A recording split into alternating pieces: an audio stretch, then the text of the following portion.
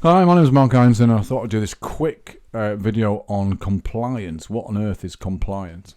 Well, the idea behind sourcing, it's quite a new industry. It's not that old, really.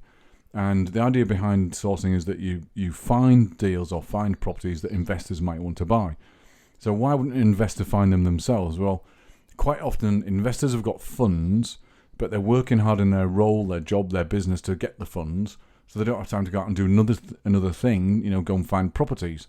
And that's where sources come in. So you could go and find deals for people that haven't got time to find themselves.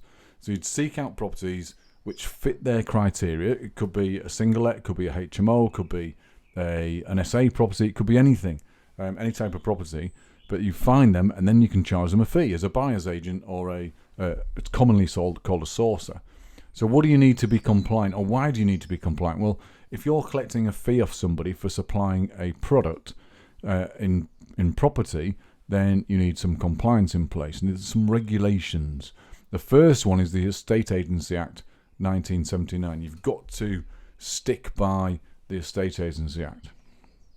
Now, when do you get paid? Well, you can charge whenever you like, but you should have a client account in the case of a refund, because it's not clean money at this point. Because property, it isn't like a can of beans that you go to Tesco with and you buy the beans, you take them home, you eat the beans, and you go buy some more beans.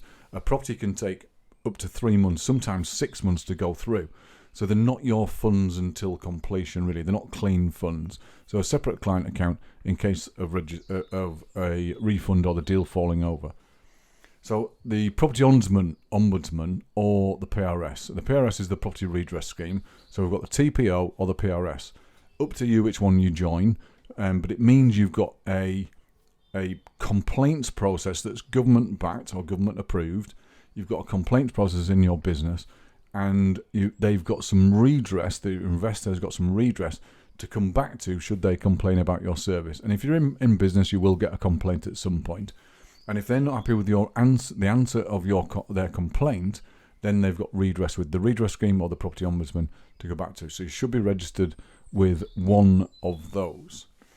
Also, you've got to be registered for data protection, because you are keeping personal data of people. If you're out there marketing, you're collecting data in names, emails, phone numbers.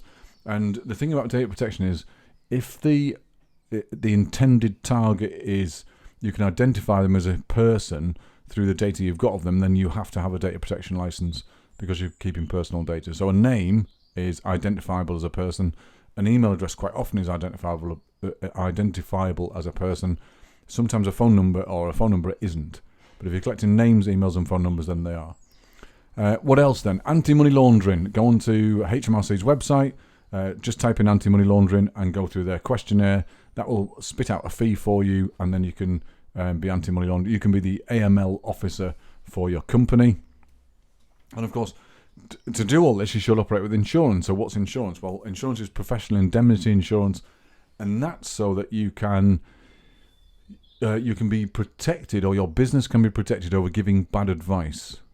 So you need a minimum of £100,000 professional indemnity insurance, and that's it. That's your compliance just about done. Now be careful. There's a great book written by Tina Walsh that goes into far more detail than I could in a 2 or 3 minute video. She was a former client of mine in 2017, and she's written a great book called Property Sourcing Compliance, Keeping on the Right Side of the Law. So by all means get Tina's book. It's about £25 on Amazon. Great book. Far more detail than I can go into a 2 or 3 minute video. I've just gone through the very basics here.